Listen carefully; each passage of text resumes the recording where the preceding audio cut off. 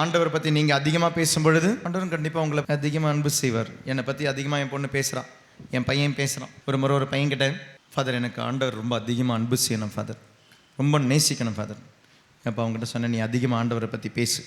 அப்போ நீ உங்கள் ஸ்கூலுக்கெல்லாம் போகும்பொழுது உன் ஃப்ரெண்ட்ஸ் எல்லாம் பார்க்கும்போது சொல்லு, இயேசுன்னு ஒருத்தர் பிறந்தார், அவர் வாழ்ந்தார், உங்களுக்காக இறந்தார், நம்மளுடைய பாவங்களை மன்னிச்சார், உயிர்த்தார், ஒரு திரும்பவும் வருவார். நீ சொல்லு. ஒரு 2-3 வாரத்துக்கு பிறகு திரும்ப வந்தபோது சொன்னான், ஃபாதர் இப்படியெல்லாம் ஹோம்ஒர்க் கொடுக்காதீங்க ஃபாதர். என்னை பார்த்து எல்லோரும் முட்டாளான்னு கேட்குறாங்க ஃபாதர். ஆண்டவர் திரும்ப வருவார், இயேசு திரும்ப வருவார், திரும்ப வருவார். எல்லாருமே என்னை பற்றி கிண்டல் தான் பண்ணாங்க ஃபாதர். ஆனால் ஒரே ஒருத்தர் மட்டும் தான் சொன்னான் ஃபாதர், அது ஒரு பெண்டகாஸ்ட் பையன் ஃபாதர். அவன் மட்டும் தான் சொன்னான் ஃபாதர், மச்சான் ஆமாண்டா கண்டிப்பாக ஆண்டவர் திரும்ப வருவார்றான்னு. அவன் மட்டும் கேத்தலிக்ஸ் கூட நம்பலை ஃபாதர், கேத்தலிக்ஸ் கூட சொல்லலை ஃபாதர். அப்போ என்னை நம்பினது ஒரே ஒருத்தன் தான், என் கூட இருந்த அந்த பெண்டகாஸ்ட் பையன், ப்ரொடெஸ்டன்ட் பையன் மட்டும்தான் ஃபாதர் ஆமான்னு சொன்னான். வேறு எவடுமே நம்பலை ஃபாதர்.